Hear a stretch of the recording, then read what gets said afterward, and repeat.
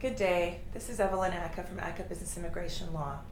Often we get asked a number of questions from clients around, I have one criminal conviction from 30 years ago and I've been traveling back and forth between Canada and the US without any trouble. And then one time I'm stopped and I'm told I'm inadmissible.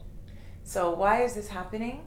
It's happening because Canada and United States authorities are sharing more and more information. The FBI and the RCMP are sharing criminal record history. So, as I said, since 9/11, more and more information has been shared between the two countries. And so people who had no trouble before coming to Canada are now being barred and told they need to get either a temporary resident permit, or they need to get deemed rehabilitation, or they need to get full criminal rehabilitation. So let me talk about the three different things. If you have one minor conviction from more than 10 years ago and you're an American citizen, chances are you can obtain deemed rehabilitation, which means you are able to put together all the paperwork you need with our help, and you can come to Canada and enter and be deemed to be rehabilitated because you have satisfied the officers that you only have one thing. They've seen your FBI certificate, and that life has changed for you, and that 10 years has passed since you completed any penalties related to the conviction. So that's great, because once you get that deemed rehabilitation, you can come and go into Canada as a visitor without worrying about it ever again. For those people that have more than one conviction that is less than, for instance, 10 years ago, maybe it's more recent, and you need to come into Canada for work, there is the possibility of the officer at the airport letting you come in by issuing you a temporary resident permit.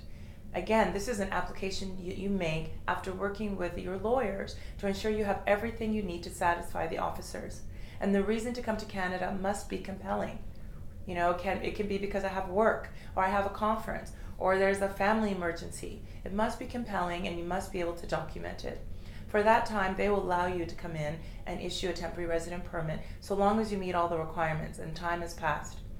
If you need to get a permanent rehabilitation, which means that the application is sent to the consulate instead, it's not processed at the border, and it can take up to 2 years for this to be done, the government of Canada looks at your history and the criminality issues, and they make the determination that you're no longer a risk to anybody, that you won't be a risk to Canadian citizens, and that they want you to come in, and they see the value in letting you come in. Then they will issue to you a full criminal rehabilitation so that you're no longer barred from entering Canada. These are the most common means to enter Canada when you do have some criminality, and it takes some legal analysis to determine which of those three options applies to you and your specific case.